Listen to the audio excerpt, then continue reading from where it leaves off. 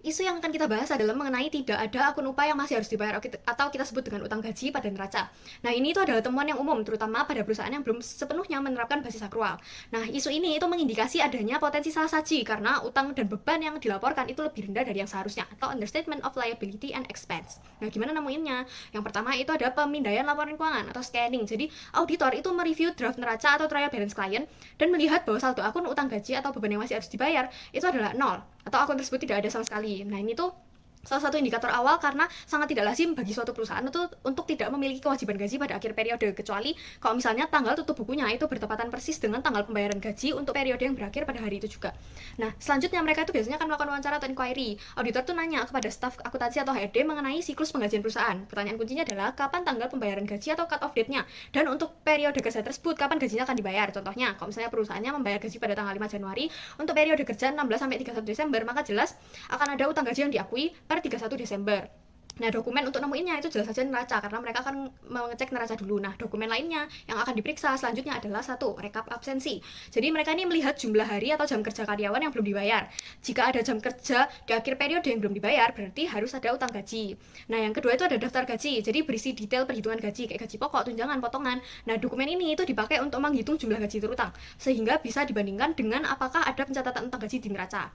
Yang ketiga itu ada buku besar, digunakan untuk menelusuri apakah ada pencatatan utang gaji pada akun upah yang masih harus dibayar atau akun sejenisnya. Jika tidak ada saldo, padahal seharusnya ada, itu berarti ada indikasi masalah. Nah, yang keempat itu ada neraca, digunakan untuk mengecek secara langsung apakah akun utang gaji itu disajikan di laporan posisi keuangan pada akhir periode. Yang kelima, rekening koran bank khusus payroll. Jadi digunakan untuk mencocokkan tanggal pembayaran gaji. Jika gaji dibayarkan setelah akhir periode, berarti pada tanggal laporan masih ada utang gaji yang seharusnya dicatat di neraca, meskipun belum dibayar. Oke, selanjutnya tujuan utama auditor terkait isu ini adalah untuk menguji beberapa asersi. Yang pertama itu ada asersi cut off atau batas waktu. Nah, asersi ini itu menyatakan bahwa transaksi dicatat di periode akuntansi yang benar. Untuk utang gaji ini berarti gaji yang sudah menjadi kewajiban di akhir periode, misalnya Desember, itu harus dicatat sebagai utang pada periode tersebut, walaupun baru dibayarkan bulan berikutnya. Contoh masalahnya itu kalau misalnya gaji Desember dibayarkan 5 Januari, tapi tidak dicatat sebagai utang per 31 Desember. Nah, ini tuh melanggar asersi cut off tadi. Yang kedua ada akurasi atau ketepatan jumlah. Jadi asersi ini itu menekankan bahwa perusahaan harus mencatat jumlah utang gaji yang benar-benar masih harus dibayar kepada karyawan, mencakup perhitungan yang tepat atas contohnya kayak gaji pokok yang belum dibayar, terus tunjangan tetap, uang lembur, potongan seperti pajak atau iuran BPJS, dan komponen lain yang membentuk total utang gaji. Nah, tentunya utang gaji yang dicatat itu harus diperhitungkan sejak terutangnya gaji pada saat cut off atau setelah tanggal penggajian terjadi.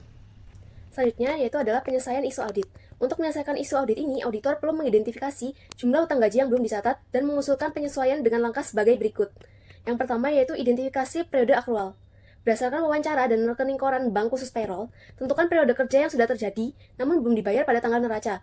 Contohnya, jika gaji bulan Desember dibayar pada 25 Desember, maka periode akrual adalah dari tanggal 26 hingga 31 Desember. Yang kedua yaitu perhitungan ulang atau recalculation. Auditor melakukan perhitungan estimasi utang gaji. Dokumen yang digunakan yaitu daftar gaji bulan terakhir yaitu Desember dan data rekap absensi untuk melihat hari kerja karyawan. Untuk contoh metode perhitungannya yaitu utang gaji sama dengan jumlah hari kerja yang belum dibayar dibagi total hari kerja dalam satu periode gaji. Lalu dikalikan dengan total biaya gaji periode tersebut. Contoh, jika ada 5 hari kerja yang belum dibayar, yaitu pada tanggal 26 sampai 31 Desember, dalam periode gaji bulanan, asumsikan Desember ada 22 hari kerja, dan total biaya gaji bulan Desember itu adalah 500 juta, maka estimasi utang gajinya adalah 5 per 22 dikali 500 juta, yaitu 113.636.364 rupiah. Itu adalah gaji akrualnya. Yang tahap selanjutnya, yang ketiga, yaitu usulan jurnal penyesuaian. Nah, auditor akan membuat usulan jurnal penyesuaian dan mendiskusikannya dengan manajemen. Nah, jurnal yang diusulkan yaitu beban gaji dan upah di debit, kreditnya utang gaji atau upah yang masih harus dibayar. Nah, isu ini dianggap selesai jika manajemen setuju untuk mencatat jurnal penyesuaian yang diusulkan oleh auditor. Namun, jika manajemen menolak, auditor akan menilai apakah jumlah tersebut material dan mempertimbangkan dampaknya terhadap opini audit. Nah, selanjutnya itu ada saran perbaikan pengendalian internal. Nah, untuk mencegah isu ini itu tidak terjadi lagi di masa depan, auditor itu harus memberikan saran perbaikan kepada manajemen. Saran yang pertama yaitu implementasi review berlapis. Itu terapkan proses review oleh atasan, misalnya manajer akuntansi atau controller, terhadap trial balance sebelum laporan keuangan final diterbitkan. Nah, atasan itu harus secara aktif mencari dan mempertanyakan ketiadaan saldo pada akun-akun akrual yang umum. Saran kedua yaitu otomatisasi jurnal. Nah, jika memungkinkan dalam sistem akuntansi yang digunakan, buatlah template jurnal berulang untuk estimasi akrual gaji setiap akhir bulan. Nah, staf akuntansi itu hanya perlu menyesuaikan angkanya setiap periode sebelum memposting jurnal tersebut.